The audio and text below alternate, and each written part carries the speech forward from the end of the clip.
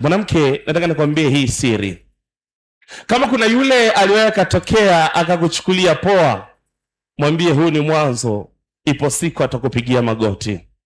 Kama kuna yule ambaye kukatisha tamaa akakwambia never, huwezi toboa, mwambie mimi ndo naitengeneza njia ya kutoboa na wewe utanifuata. Nisikilize kwa makini. Ulipoumbwa mwanamke, ulipewa nguzo kuu ya uwezo.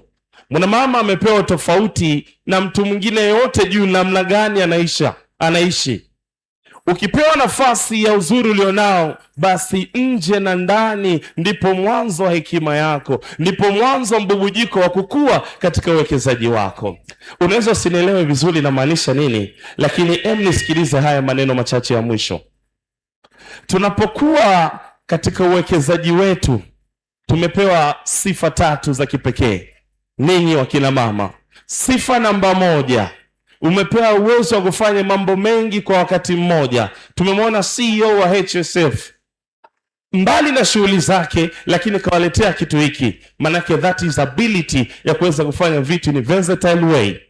Tumemwona CEO Madam Lina Zongi anafanya vitu vingapi mpaka leo tukamleta hapa awe icon katika tamasha hili. Sikiliza nikwambie, 1, kaa tayari kuwa historia ambayo itabadilisha mitazamo ya watu.